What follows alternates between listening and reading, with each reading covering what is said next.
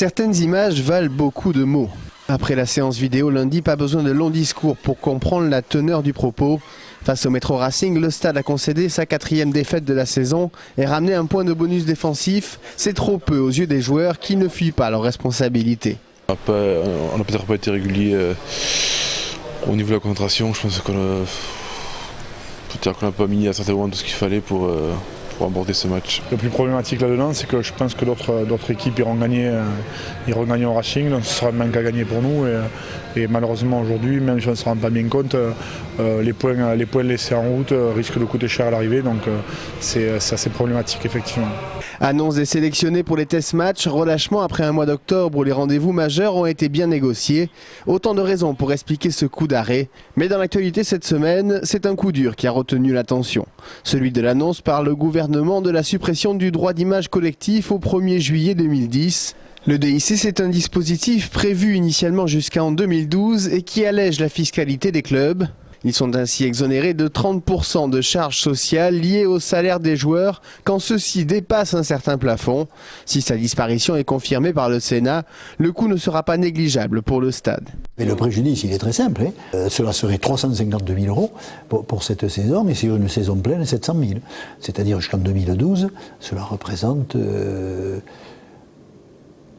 1 500 000 €. Ça mettra en difficulté l'ensemble des budgets, mais ça mettra en difficulté certains clubs qui sont fragiles.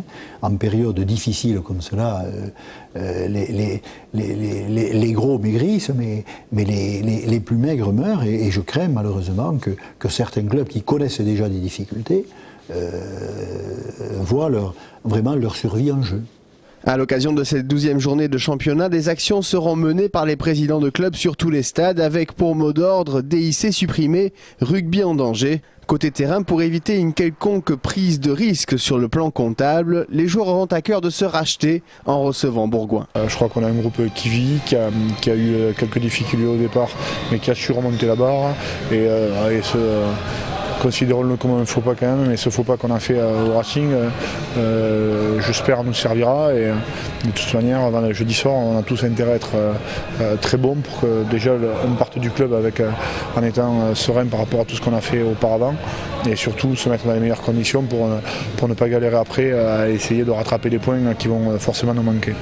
Objectif non avoué mais espéré, celui du bonus offensif pour partir en vacances ou en sélection, l'esprit léger.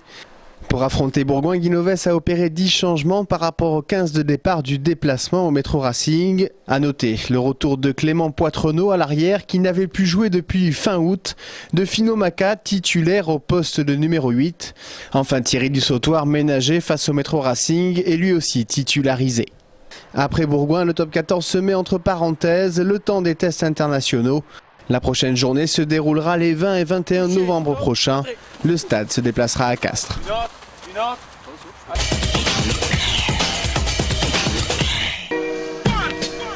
En plus du retour de Clément Poitrenaud, Johan Maestri réintègre le groupe face à Bourgoin. Testé ce week-end avec les espoirs, le second ligne ne souffre plus de sa fracture du doigt.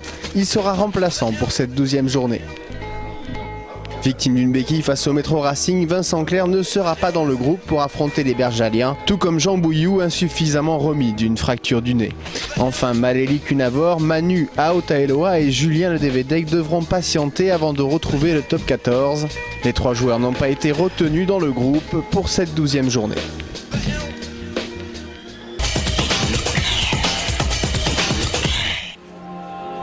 7 comme le nombre de cartons reçus par l'ensemble de l'effectif cette saison. La discipline reste cependant un des points forts de l'équipe puisqu'elle est la 12e moins sanctionnée du championnat. Seuls Montauban et Toulon font mieux avec 6 cartons. 0 comme le nombre de succès de Bourgoin en déplacement à Toulouse. Le bilan historique entre les deux clubs indique 13 victoires à 0 pour les Rouges et Noirs.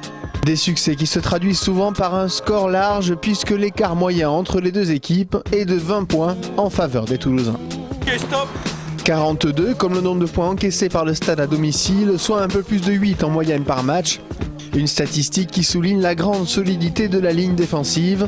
En comparaison, la deuxième équipe la moins perméable du top 14 est Perpignan, avec une moyenne de près de 12 points encaissés par rencontre.